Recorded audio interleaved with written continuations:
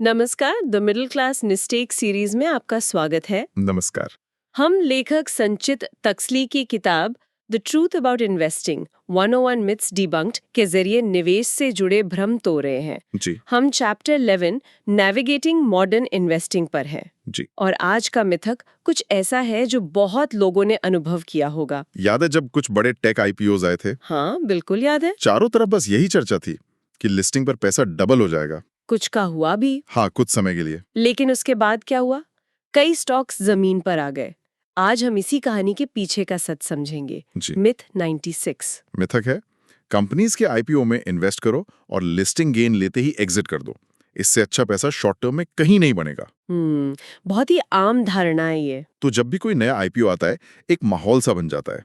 News channels, social media. एक FOMO, fear of missing out. हाँ, सबको लगता है कि बस लिस्टिंग वाले दिन प्रॉफिट बुक करके निकल जाओ, वही सबसे स्मार्ट मूव है। बिल्कुल। और ये सिर्फ हाइप नहीं है, इसके पीछे एक गहरा विश्वास काम करता है। कैसा विश्वास? लोगों को लगता है कि ये एक स्ट्रेटेजिक तरीका है पैसा बनाने का। उन्हें लगता है कि ये नई कंपनियां कल के मार्केट लीडर्स बनेंगी और मल्टी फोल्ड रिटर्न्स देंगी। अच्छा। कई लोग तो इसे एक परंपरा की तरह देखते हैं कि हमारे बड़ों ने भी आईपीओज में पैसा लगाया था, तो ये एक सेफ बेट है। लेकिन कई लोग कहेंगे कि लिस्टिंग गेन लेकर निकलना एक स्मार्ट स्विंग ट्रेड है। लॉन्ग टर्म निवेश तो है ही नहीं, तो इसमें बुराई क्या है? यहीं पर सबसे बड़ी गलती होती है। कहाँ पर? ये सोचना है कि ये एक आसान ट्रेड है। यही एक जाल है। पहली बात, आप आंख बंद करके भीड़ के पीछे भाग रहे हैं, जिससे आप अक्सर ओवर वैल्यूड कंपनियों में पैसा लगा देते हैं। महंगे मूल्यांकन का मतलब समझिए। हाँ, बताइए। अगर किसी इंडस्ट्री का पीई रेशियो औसतन 25 है और आईपीओ वाली कंपनी 80 के पीई पर आ रही है, तो आप असल में बहुत ज्यादा कीमत चुका रहे हैं। मतलब भविष्य की उम्मीदों के लिए। बिल्कुल। यहाँ जोखिम आसमान छू रहा है। अच्छा, तो आप कह रहे हैं कि ज्यादातर लोग आईपीओ में कंपनी का हिस्सा नहीं, बल्कि एक लॉटरी का टिकट खरीद रहे होते हैं। एग्जैक्टली।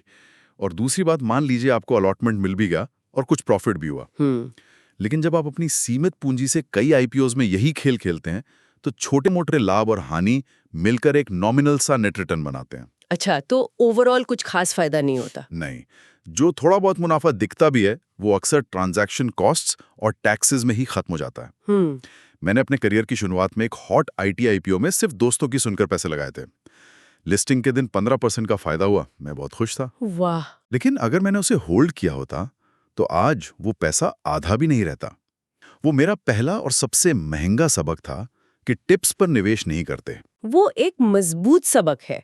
तो इसका मतलब ये हुआ कि आईपीओ में लिस्टिंग गेन का लालच एक तरह का जुआ है, निवेश नहीं। बिल्कुल। अगर ये इतना बड़ा जाल है, तो इससे बचने का कोई तरीका तो होगा। एक निवेशक आईपीओ को सही तरीके से कैसे देखे? बिल्कुल है, नजरिया बदलना होगा। देखिए, आईपीओ में पैसा लगाना शादी करने जैसा है, डेटिंग जैसा नहीं। वाह। आप सिर्फ लिस्टिंग गेन की पहली मुलाकात के लिए नहीं, बल्कि कंपनी के साथ लंबी अवधि का भविष्य देख रहे हैं। तो ड्यू डिलिजेंस, आपकी कुंडली मिलान जैसी प्रक्रिया है। ये एनालॉजी तो कमाल की है। तो इस कुंडली मिलान में क्या-क्या देखना चाहिए? सबसे पहले, कंपनी का बिजनेस मॉडल कितना टिकाऊ यानी सस्टेनेबल है। क्या वो सिर्फ आज की हाइप पर चल रही है या अगले 10 साल तक टिकेगी? Long term vision. दूसरा, मैनेजमेंट की विजन क्या है? क्या वो कंपनी बनाने पर ध्यान दे रहे हैं या सिर्फ आईपीओ से पैसा उठाकर एग्जिट करने पर? ये बहुत जरूरी है। और तीसरा, सबसे जरूरी, आईपीओ से जुटाए गए पैसों का इस्तेमाल कहाँ होगा? क्या वो कर्ज चुकाने में जाएगा या बिजनेस को बढ़ाने में? अगर इन सवालों के जवाब साफ नहीं मिलते, तो ये एक रेड फ्लैग है। मतलब ये कि हमें खुद से पूछना होगा कि क्या हम इस स्टॉक को सिर्फ एक क्विक फ्लिप के लिए खरीद रहे हैं या बिजनेस में हिस्सेदारी के लिए। बिल्कुल। और जल्दबाजी करने के बजाय कंपनी को बाजार में लिस्ट होने के बाद कुछ समय दें। उसे परफॉर्म करने दें। हाँ, उसे 1-2 तिमाही प्रदर्शन करने दें। देखिए कि वो अपने वादों पर खड़ी उतरती है या नहीं। सच्चा धन तब बनता है जब आप एक अच्छी कंपनी में लंबी अवधि के लिए निवेश करते हैं, ना कि सिर्फ लिस्टिंग के दिन की अटकलों पर। सही कहा। तो कुल मिलाकर आईपीओ में निवेश रोमांचक हो सकता है, लेकिन इसे तुरंत पैसा बनाने का जरिया मानना सबसे बड़ी गलतफहमी है। ये एक मैराथन है, 100 मीटर की दौड़ नहीं। आज हमने मिथ 96 को तोड़ा और समझा कि आईपीओ को लेकर तुरंत पैसा बनाने की सोच एक बड़ी मिडिल क्लास मिस्टेक हो सकती है।